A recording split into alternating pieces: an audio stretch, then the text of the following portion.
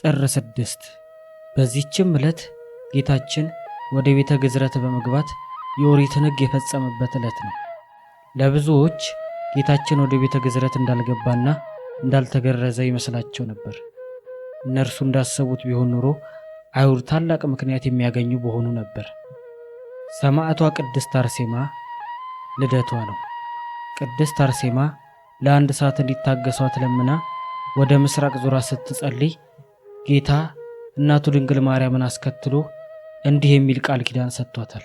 ቤትሽን የሰራውን መታሰቢያሽን ያደረገውን በስምሽ የተጠራውን የተራበ ያበላውን የተጠማ ያጠጣውን በበዓልሽ ቀን የዘመረውን ገድልሽ በተነበበበት ውሃ የተጠመቀውን ድካምሽን አስቦ ዓለምን ንቆ የመነነውን ምኞቱን እፈጽምለታለሁ።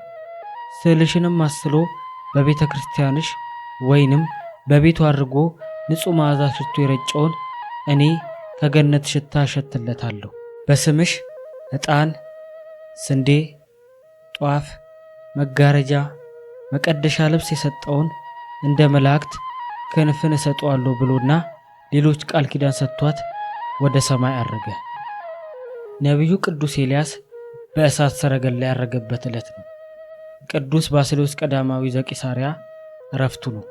ዳግመኛም በዚህች ዕለት ስንክሳሩ በበረሃ 60 ዘመናት የኖረ አባ ሙሴ አረፈ። እርሱም የቅዱሳንን ልቦና ከማየቱ የተነሳ ደነቀ። ፊቱም ተለውጦ እንደ እሳት ፍም ሆነ ብሎ ባጭሩ የገለጸው አባ ሙሴ ዕረፍቱ ነው። በጸሎታቸው 4 ሙታንን በአንድ ጊዜ ከሞት ያስነሱትና በየዓመቱ በዕረፍታቸው ዕለት ሶሃባ በሚባለው ቦታ ቆመው በጸለዩበት ወንዝ ላይ አሳ ከሰማይ የሚዘንብላቸው ታላቁ አቡነ ኢዮስያስ ልደታቸው ነው። በስመ አብ ወወልድ ወመንፈስ ቅዱስ አሐዱ አምላክ አሜን። አንድ አምላክ በሚሆን በአብ በወልድ በመንፈስ ቅዱስ ስም አሜን። ከ9 ንዑሳን በዓላት አንዱ ለሆነው ለጌታችን ለመድኃኒታችን ለኢየሱስ ክርስቶስ በዓለ ግዝረት እንዲሁም ለሰማዕቷ ቅድስት አርሴማ የልደቷ በዓል መታሰቢያ በሰላም አደረሳቸው። ጌታችን ወደ ቤተ ግዝረት በመግባት የኦሪትን ሕግ እንደፈጸመ ለብዙዎች ጌታችን ወደ ቤተ ግዝረት እንዳልገባና እንዳልተገረዘ ይመስላቸው ነበር። እነርሱ እንዳሰቡት ቢሆን ኖሮ አይሁድ ታላቅ ምክንያትን የሚያገኙ በሆኑ ነበር። ጌታችን ግን የግዝረትን ሕግ ፈጸመ። ልሳነ እፍረት ሐዋርያው ቅዱስ ጳውሎስ ጌታ ክርስቶስ በሥጋ ግዝረትን ተቀበለ ለአባቶች የተሰጠውን ቃል ኪዳን ይፈጽም ዘንድ ብሎ እንደተናገረ ጌታችን ለእኛ በግዝረት ፈንታ የክርስትና ጥምቀትን ሰጠን። የፋሲካውንም ቂጣ በላ። በእርሱም ፈንታ አማናዊውን ሥጋውና ደሙን ሰጠን። የከበረ ወንጌል 8ኛው ቀን በተፈጸመ ጊዜ ሕፃኑን ሊገዝሩት ወሰዱት። ሳትጸንሰው መልአኩ እንዳወጣለት ስሙን ኢየሱስ አሉት እንዳለ ንጽሕት ድንግል እመቤታችን ማርያም ጻድቅ አረጋዊ ዮሴፍን እንደ ሕጉ ልጄን እንዲገርዘውና ስሙን እንድሰይመው ብልህና አዋቂ የሆነ ገራዥ ሰው አምጣልኝ አለችው። አረጋዊ ዮሴፍም ሄዶ የሚገርዝ ባለሙያ መጣ። ያ ባለሙያም ሕፃኑን ልጅ ጌታችንን በእናቱ ክንድ ባየው ጊዜ እንዲገርዘው ሕፃኑን በጥንቃቄ ያዙት አላቸው። ሕፃን ጌታ ኢየሱስም ባለሙያ ገራዥ ሆይ ደሜ ሳይፈስ ትገርዘኝ ዘንድ ትችላለህን? በዚያች ዕለት ካልሆነ በቀር ደሜ አይፈስምና ጎኔን በጦር ሲወጉኝ ያን ጊዜ ውሃና ደም ይፈሳል፣ ለአዳምና ለሚያምኑ ልጆች መድኃኒት ይሆናልና አለው። ጌታችንም ይህንን የተናገረውን ገራዡ በሰማ ጊዜ እጅግ አደነቀ። ዕቃውንም ሰብስቦ ተነስቶ ከሕፃኑ እግር በታች ሰገደ። ያን ጊዜም ምላጮቹ በእጆቹ ላይ ቀልጠው እንደ ውሃ ሆኑ። ባለሙያውም ክብርት እመቤታችንን ከሴቶች ተለይተሽ የተባረክሽ ነሽ፣ የማኅፀንሽም ፍሬ የተባረከ ነው። ይህ ልጅሽ ስለ እርሱ ነቢያት ትንቢት የተናገሩለት የሕያው አምላክ ልጅ ነው አላት። ሕፃኑም መልሶ ለዚያ ባለሙያ እኔ ነኝ፣ ትገርዘኛለህን? ወይስ ተውክ? ወይስ የአባቶች አባቶች እንዳደረጉ እኔ ላድርግ አለው። ባለሙያውም የአባቶች አባቶች እነማን ናቸው አለው። ሕፃን ጌታችንም አብርሃም፣ ይስሐቅ፣ ያዕቆብ የሕዝብ ሁሉ አባቶች የሆኑ ናቸው። ለእነርሱም ይህ ግዝረት አስቀድሞ ከአባቴ ዘንድ ተሰጣቸው አለው። ባለሙያውም እኔ ካንተ ጋር እናገር ዘንድ አልችልም፣ በአንተ ሕልውና መንፈስ ቅዱስ አለና አለው። ያን ጊዜም ሕፃን ጌታችን ዓይኖቹን ወደ ሰማይ አቅንቶ አባቴ ሆይ ለአብርሃም፣ ለይስሐቅ፣ ለያዕቆብ አስቀድሞ ግዝረትን የሰጣቸው ያችን ግዝረት ዛሬ ለኔ ስጠኝ አለ። ያን ጊዜ ያለ ሰው እጅ በሕፃኑ ሥጋ ላይ ግዝረት ተገለጠች። የእመቤታችን ድንግልናዋ ሳይለወጥ ከድንግል ማኅፀን እንደመውጣቱ የጌታችን ግዝረቱ የማይመረመር ሆነ። እንዲሁ በተዘጋ ቤት መግባቱና መውጣቱ እንደማይመረመር እንዲሁ እንደፈቀደ ከረቀቀ ጥበቡ ችሎታውን በመገረዝ ከሥጋው ምንም ሳይቆረጥ ገለጠ። አዳምና ልጆቹን ያድናቸው ዘንድ በፈቃዱ ከጎኑ በመስቀል ላይ የሚፈሰው ደምና ውሃ ካልሆነ በቀር ብዙም ሆነ ጥቂት ሊሆን አይችልም። እርሱ በፈቃዱ ሕጉ እንዲፈጸም አዘዘ እንጂ። ያም ባለሙያ ገራዥ ይህንን ታምር ባየና የሕፃኑንም ነገር በሰማ ጊዜ እጅግ አደነቀ። ከጌታችን ከመድኃኒታችን ከኢየሱስ ክርስቶስ እግር ስር 3 ጊዜ ሰገደና በእውነት አንተ የእግዚአብሔር ልጅ የእስራኤል ንጉሥ ነህ አለው። ከዚህም በኋላ ከጌታችን ከታምራቱ ያየውንና የሰማውን እየተናገረ እየመሰከረ ወደ ቦታው ሄደ። ለሕፃኑ ጌታችን ከቸር አባቱ ጋር ማህያዊ ከሆነ ከመንፈስ ቅዱስ ጋር ክብርና ምስጋና ስግደት የሚሆን ዛሬም ዘወትርም ለዘለዓለሙ አሜን። ቅድስት አርሴማ አባቷ ቴዎድሮስ እናቷ አትኖሲያ ይባላሉ። ሀገሯ ሮሜ ሲሆን አርመንያ ሰማዕትነት የተቀበለችበት ቦታ ነው። ቤተሰቦቿ እግዚአብሔርን የሚፈሩ ደጋግ ሲሆኑ እስከ ሽበት ድረስ ልጅ ባለመውለዳቸው ሲያዝኑ ኖረዋል። እናቷ ቅድስት አትኖሲያ አጥብቃ በጸለየች ጊዜ መልክ ደም ግባቷ እጅግ ያማረ ልጅ ወለደች። ስሟንም አርሴማ አለቻት። እስከ 7 ዓመት ድረስ አሳድጋት በእመቤታችን ስም ለተሰራች ቤተክርስቲያን እንድትላላክ ሰጠቻት። በዚያም እስከ 12 ዓመቷ ስታገለግል ከቆየች በኋላ እናትና አባቷ ሊያጋቧት ፈልገው ሰርግ አደረጉ። ቅድስት አርሴማ ግን እንቢ ብላ ዓለምን በመናቅ ወደ ገዳም ገባች። በዚያ ወቅት ንጉሡ ዲዮቅልጥያኖስ ሚስት ሊያገባ ፈልጎ መልከ መልካም ብላቴና ፈልጋችሁ ስዕሏን ስላችሁ አምጡልኝ ብሎ ሰዓሊዎችን ላካቸው። በየሀገሩ ሲፈልጉ ሮም ደረሱና አርሴማን ከደናግል ጋር በተራራ አግኝተው ስዕሏን ስለው ወስደው ሰጡት። መልካም ብላቴና አግኝታችኋል ብሎ አርሴማን አምጡልኝ አለ። አርሴማም እርሷን እንደፈለገ በመንፈስ ቅዱስ ተረዳች። ከሮም ወደ አርመንያ ወረደች። አብሯት ብዙ ደናግል ተሰደዱ። ዲዮቅልጥያኖስም ወደ አርመንያ እንደሄደች በሰማ ጊዜ የአርመንያውም ንጉሥ ድርጣድስ ይባላልና መልካም ብላቴና ወደ ግዛት መጥታለችና ፈልገ ላክልኝ የሚል መልእክት ላከበት። ድርጣድስ የሾመው ጤልሚዮስ የተባለ ሰው ነበር። እርሱም ከደማስቆ ሶርያ እስከ ቂሳሪያና አፍራጦስ ድረስ የሚጠብቅ ሲሆን ጣዖት እያመለከ ክርስቶስ እንዳይመለክ የሚያደርግ ጨካኝ አረመኔ ሰው ነበር። በክርስቶስ የሚያምኑትን ሲያሰቃይ ቅድስት አርሴማ አይታ ሄዳ ተቃወመችው። ብዙ ሴቶችን መድቦ እንዲያባብሏት በማያገባት እንዳትገባ አስመከራት። ነገር ግን እርሱ አልሰማችውም። እንደውም ሊያገባት እንደሚፈልግ ነገራት። አርሴማም ለሰማያዊ ሙሽራ ለክርስቶስ ሙሽራው ነኝ ብላ አስጠነቀቀችው። አራዊትን እየላከ ሊያስበላት ቢሞክርም አራዊቶቹ እርሷ ፊት ሲደርሱ ይሰግዱላታል። እንዲሁም እጅግ የሚያስፈራ እሳት አስነድዶ በእሳት ቢጥላት ከእሳቱ በሰላም ወጣች።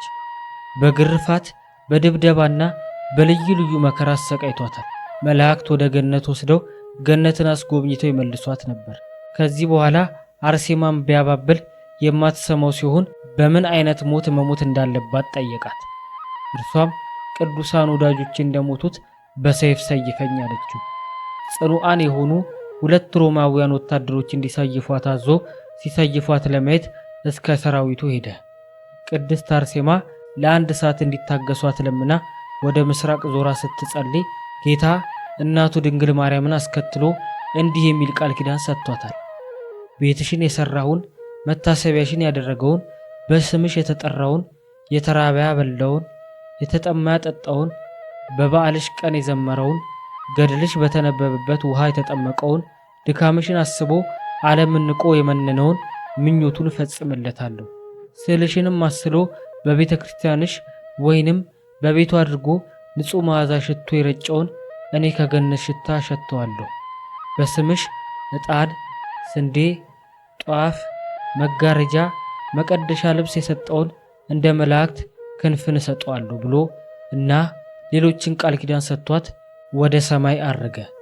እርሷም ሰያፊዎችን የታዘዛችሁትን ፈጽሙ ብላ ወገቧን ታጥቃ ትምህርተ መስቀል ለብሳ አንገቷን ዘለግ አድርጋ ሰጠቻቸው። መስከረም 28 ቀን የሰማዕትነትን ክብር አገኘች። የሰማዕቱ የቅድስት አርሴማ ምልጃዋና የጸሎቷ በረከት ከሁላችን ጋር ይሁን። ነቢየ እግዚአብሔር ቅዱስ ኤልያስ። በዚህችም ዕለት ነቢዩ ኤልያስ በሕይወት ሳለ በሥጋ በእሳት ሰረገላ ወደ ሰማይ ያረገበት የመታሰቢያው ቀን ሆነ። ለፈጣሪው ቀናተኛ የሆነ የዚህም ነቢይ በንጉሡ በአክዓብና አጸያፊ በሆነች በሚስቱ በኤልዛቤል ስለ ክፉ ሥራቸው ሰውነቱ በየዕለቱ ትደክም ነበር። ከዚህም በኋላ መንፈሱ ተበሳጨች። አክዓብንም በእነዚህ ዓመታት ከአፌ ቃል በቀር ዝናብና ጠል እንዳይወርድ በፊቱ የቆምኩ የእስራኤልና የመላእክት ፈጣሪ እግዚአብሔር ሕያው ነው አለው። የእግዚአብሔርም ቃል ወደ ቴስብያዊው ወደ ኤልያስ መጥቶ ከዚህ ቦታ ወደ ምስራቅ ሂድ፣ በዮርዳኖስ አውራጃ ባለች በኮራት ከዚያ ወንዝ ተሰወር፣ ከዚያም ወንዝ ውሃ ጠጣ፣ በዚያም ይመግቡ ዘንድ ቁራዎችን አዛችኋለሁ አለው። ኤልያስም እግዚአብሔር እንዳዘዘው አደረገ። ሄዶም በዮርዳኖስ አንጻር ባለ በኮራት ወንዝ ተቀመጠ። ቁራዎችም ጠዋት ዳቦን ማታ ስጋን ያመጡለት ነበር። ከዚያም ወንዝ ውሃን ይጠጣል። ከብዙ ወራትም በኋላ ያ ወንዝ ደረቀ፣ ዝናብም በምድር ላይ አልዘነበም። የእግዚአብሔር ቃል ወደ ኤልያስ መጣ። ተነስተ የሲዶና ክፍል ወደምትሆን ወደ ሰራፕታ ሄደህ በዚያ ተቀመጥ፣ ድሃ ሴት በዚያ ትመግብ ዘንድ እነሆ አዝዣለሁ አለው። ተነስቶ ወደ ሰራፕታ ሄዶ ወደ አገር አደባባይ መግቢያ ሲደርስ በዚያ እንጨት ስትለቅም አንዲት ድሃ ሴትን አገኘ። ኤልያስ በኋላዋ አቆሞ ጠርቶ ጥቂት ውሃ በማሰሮ አምጪልኝ ልጠጣ አላት። እርሷም ልታመጣ ሄደች። ዳግመኛ ከኋላዋ ጠርቶ እግረ መንገድሽን በእጅሽ ቁራሽ እንጀራን አምጪልኝ አላት። ያቺም ሴት በማድጋ ካለ እፍኝ ሙሉ ዱቄት በማሰሮም ካለ ከጥቂት ዘይት በቀር እህል እንደሌለኝ ፈጣሪህ እግዚአብሔር ሕያው ነው። እነሆም ጥቂት እንጨትን እለቅማለሁ፣ ሄጄም ለልጄና ላንተ አዘጋጃለሁ፣ በልተነውም እንሞታለን አለችው። ኤልያስም በእግዚአብሔር እመኚ፣ ሄደሽ እንዳልሽ አድርጊ፣ ነገር ግን ለእኔ አስቀድመሽ ትንሽ አምባሻ ጋግረሽ አምጪልኝ፣ ለልጅሽና ላንቺ ግን ኋላ ታደርጊያለሽ አላት። እግዚአብሔር እንዲህ ብሏልና በምድር ላይ ዝናብን እስኪያዘንብ ድረስ በማድጋሽ ያለ ዱቄት በማሰሮሽም ያለች ዘይትሽ አታልቅም አላት። ያችም ሴት ሄዳ አዘጋጀች። እሷና እሱ ልጇን በሉ። ከዚህም በኋላ የባለቤቷ የዚያ ሴት ልጅ ታመመ። ነፍሱ ከሥጋው እስከምትለይ በሽታው ጸናበት። ያቺም ሴት ኤልያስን ኃጢአቴን አዘክረ ልጄ ይሙት ዘንድ ወደ እኔ መጣህ? ነቢየ እግዚአብሔር እኔ ካንተ ጋር ምን አለኝ? አንተስ ከኔ ምን አለህ? አለችው። ኤልያስም ያንን ልጅሽን ስጭኝ ብሎ ከቅፏ ላይ አንስቶ እሱ ወደሚያርበት ሰገነት አውጥቶ በአልጋው ላይ አስተኛው። ኤልያስም ወዮልኝ አቤቱ፣ እኔ በዚች ድሃ ሴት ዘንድ አድሬያለሁና አንተ ግን ተቆጥተ ልጇን ገደልክባት። አቤቱ የዚችን ሴት ጩኸቷን ስማት አለ። በዚያም ልጅ ላይ 3 ጊዜ እፍ አለበት። እግዚአብሔርንም አቤቱ ፈጣሪ የዚህ ልጅ ነፍሱ ከሥጋው ጋር ትዋሃድ ብሎ ለመነው። እግዚአብሔርም የኤልያስን ልመናውን ሰማው። የዚያም ልጅ ነፍሱ ከሥጋው ጋር ተዋህዳ ዳነ። ይህም ሕፃን ነቢዩ ዮናስ እንደሆነ ይነገራል። ከዚህ በኋላ እግዚአብሔር ኤልያስን በምድር ላይ ዝናብን አዘንባለሁና ሄደህ ለአክዓብ ተገለጥለት ብሎ አዘዘው። ኤልያስም ወደ አክዓብ ሄደ። አክዓብም ኤልያስን ባየው ጊዜ እስራኤልን የምትገለባበጣቸው አንተ ነህን? አለው። ኤልያስም ፈጣሪያችሁ እግዚአብሔርን የተዋችሁት ሄዳችሁ ጣዖታትን ያመለካችሁ አንተና የአባት ወገኖች ናችሁ እንጂ እኔስ እስራኤልን አልገለበጣቸውም አለው። አሁንም ወደ እስራኤል ልከህ ከኔ ዘንድ ወደ ቀርሜሎስ ተራራ ሰብስባቸው 450 የሚሆኑ ነቢያት ሐሰትን ከኤልዛቤል ማዕድ የሚመገቡ 400 የሚሆኑ በዛፉ መስገጃ የተሾሙ ነቢያት ሐሰትንም ሰብስባቸው አለው። አክዓብም ወደ እስራኤል ሁሉ ልኮ ሁሉንም ወደ ቀርሜሎስ ተራራ ሰበሰባቸው። ኤልያስም ወደ እስራኤል ሁሉ ቀርቦ እግዚአብሔር ፈጣሪ ከሆነ እርሱን አምልኩ፣ ቤል አምላክ ከሆነ እርሱን ተከተሉ፣ እስከ መቼ ድረስ በሁለቱ ስህተቶቻችሁ ትጠራጠራላችሁ? አላቸው። ኤልያስም ሕዝቡን የእግዚአብሔር ነቢይ እኔ ብቻዬን ቀርቻለሁ፣ የጣዖቱ ነቢያት 450 በዛፉ መስገጃ የተሾሙት እነሆ 400 ናቸው። 2 ወይፈኖችንም ይስጡን፣ እነርሳቸውም አንዱን መርጠው አርደው በየብልቱ አወራርደው በእንጨቶቹ ላይ ይከምሩት፣ እሳትን ግን አያንድዱ። እኔም ሁለተኛውን ወይፈን አርዳለሁ፣ እሳትንም አላነድም። እነርሱም የጣዖቶቻቸውን ስም ይጥሩ፣ እኔም የፈጣሪን የእግዚአብሔርን ስም እጠራለሁ፣ ከእርሱም እሳትን ከሰማይ ያወረደ ፈጣሪ ነው አላቸው። ሕዝቡም መልካም ቃል ተናገርክ ብለው መለሱለት። እነርሱም የመረጡትን በሬ ለአማልክቶቻቸው አስቀድመው መስዋዕትነትን አቀረቡ፣ ግን የተቀበላቸው የለም። ኤልያስም መስዋዕቱን ባቀረበ ጊዜ ከእግዚአብሔር ታዛ እሳት ከሰማይ ወርዳ መስዋዕቱን፣ እንጨቱን፣ በጉድጓድ ያለውን ውሃውንም አቃጠለችው፣ መሬቱንም ላሰችው። ኤልያስም ሕዝቡን እንዲህ አላቸው፣ ጣዖቱን የሚያገለግሉ ነቢያት ሐሰትን ያዟቸው፣ ከእነርሱም የሚያመልጣቸው አይኑር አላቸው። ሕዝቡም ነቢያት ሐሰትን ያዙ። ኤልያስም ቂሶን ወደሚባል ወንዝ ወርዶ እየወጋ ጣላቸው። ከዚህም በኋላ ዝናብ ዘነበላቸው፣ ደስ ብሏቸውም ምስጉን እግዚአብሔርን አመሰገኑት። አክዓብም ለሚስቱ ኤልዛቤል ኤልያስ ያደረገውን ሁሉ አሳፋሪዎች ነቢያቶችንም በጦር ወቅቶ እንደገደላቸው ነገራት። ባልኖርባት አንተ ኤልያስ ኖረባት፣ አንተ ባትኖርባት እኔ ኤልዛቤት ኖሬባት፣ ነገ ይህን ጊዜ ሰውነትን ከነሳቸው እንዳንዱ ሰውነት ባላደርጋት የያዘችውን ጥላ አማልክቶቼ እንዲህ ይጣሉኝ እንዲህም ይግደሉኝ ብላ ወደ ኤልያስ ላከች። ስለዚህም ኤልያስ እጅግ አዝኖ እንዲህ አለ፣ አቤቱ ነቢያቶችን ገደሉ፣ መሠዊያዎችንም አፈረሱ፣ እኔም ብቻዬን ቀርቻለሁ። ነፍሴንም ሊገሏት ይሿታል። እግዚአብሔርም ለጣዖት ያልሰገዱ ለእኔ 70,000 ሰዎችን አስቀርቻለሁና አትፍራ፣ ያንተንም ነፍስ ማንም ሊወስዳት የሚችል የለም።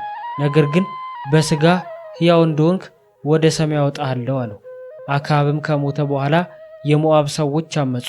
አካዝያስም ታሞ በሰማርያ ባለ እልፍኝ ተኛ። ከዚች በሽታ ሄደን እሞትም እንደሆነ ወደ አቃሮን ጣዖት ወደ ዝንቡ ካህን ሄዳችሁ ጠይቁልኝ ብሎ መልእክተኞችን ላከ። እነርሱም ሊጠይቁለት ሄዱ። ነቢዩ ኤልያስም መልእክተኞቹን በዚህ ደዌ እንደምትሞት እወቅ ብላችሁ ለንጉሳችሁ ንገሩት አላቸው። ንጉሱም ኤልያስ እንደሆነ አውቆ ይጠሩት ዘንድ ከ50 ወታደሮች ጋር የ50 አለቃውን ላከ። ሄደውም በተራራው ራስ ተቀምጦ አገኙት። አለቃውም ነቢየ እግዚአብሔር ሆይ ንጉሥ ይጠራሃል፣ ፈጥነ ውረድና ና አለው። ኤልያስም የእግዚአብሔር ነቢይ ከሆንኩ እሳት ከሰማይ ወርዳ አንተና ወገኖችን ታቃጥላችሁ አለው።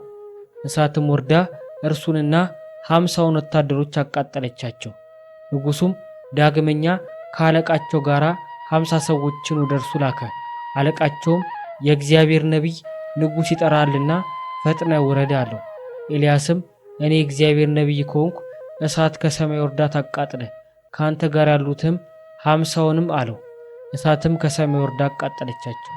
ከዚህም በኋላ ንጉሡ 3ኛ የ50 አለቃ ላከ። እርሱ ግን ወደ ነቢዩ ኤልያስ በትሕትና መጥቶ ሰገደለት። የእግዚአብሔር ነቢይ ሆይ ተገዛሁልህ፣ ሰውነቴ በፊትህ ትክበር፣ የእነዚህም የባሮች ሰውነት ትክበር አለው። ኤልያስም ተነስቶ ወረደ፣ ከእሳቸውም ጋር ወደ ንጉሡ ሄደ። ንጉሥንም እንዲህ ብሎ ተናገረው፣ እግዚአብሔር እንዲህ አለ፣ ቃልን ከጣዖት ትጠይቅ ዘንድ የእስራኤል ፈጣሪ የለምን? ወደ አቃሮን ጣዖት ወደ ዝንቡ ካህን እንዴት ላክ? ነገሩ እንዲህ አይደለም፣ በዚያ ሞትን ትሞታለህ እንጂ ከተኛህበት መኝታ አትነሳም አለው። ወዲያውኑ ሞተ። ከዚህም በኋላ እግዚአብሔር ኤልያስን ወደ ሰማይ በሚወጣበት ጊዜ ኤልሳዕና ኤልያስ ከገልገላ ተነስተው ሄደው ወደ ዮርዳኖስ ደረሱ። ኤልያስም መጠምጠሚያውን አውርዶ ጠቅልሎ የዮርዳኖስን ውሃ መታበት። ውሃውም ተከፍሎ ወዲያና ወዲህ ቆመ። ሁለቱም በደረቅ ተሻገሩ። ወጥተውም በምድረ በዳ ቆሙ። ኤልያስ ኤልሳዕን ካንተ ተለይቼ ወደ ሰማይ ሳልወጣ አደርግል ዘንድ የምትሻውን ለምነኝ አለው። ኤልሳዕም ኤልያስን በአንተ ያደረ ሀብተ መንፈስ ቅዱስ እጥፍ ሆኖ ይደርብኝ አለው። ኤልያስም ኤልሳዕን ድንቅ ነገርን ለመንከኝ፣ ነገር ግን ካንተ ተለይቼ ወደ ሰማይ ሳርግ ብታይኝ ይሁንልህ፣ ባታይኝ ግን አይሆንልህም አለው። በዚያንም ጊዜ የእሳት ሰረገላና የእሳት ፈረስ መጣ፣ ወደ መካከላቸውም ገብቶ አራራቃቸው። ኤልያስም እንደዚህ በንውጽውጽታና በጥቅል ነፋስ ወደ ሰማይ አረገ። ኤልሳዕም አይቶ የእስራኤል ኃይላቸውና ጽናታቸው አባ አባ ብሎ ጮኸ። ከዚህ በኋላ ዳግመኛ አላየውም። ልብሶቹንም ለሁለት አድርጎ ከፈላቸው። ኤልያስም ለኤልሳዕ መጠምጠሚያውን ጣለለት። በኤልሳዕም ራስ ላይ የወረደ የኤልያስም ሀብተ መንፈስ ቅዱስ በኤልሳዕ ላይ እጥፍ ሆኖ አደረ። ኤልያስም የሰራውን ታምራት ኤልሳዕ እጥፍ አድርጎ ሰራ። ይህም ኤልያስ በኋላ ዘመን ከሄኖክ ጋር ይመጣ ዘንድ አለው።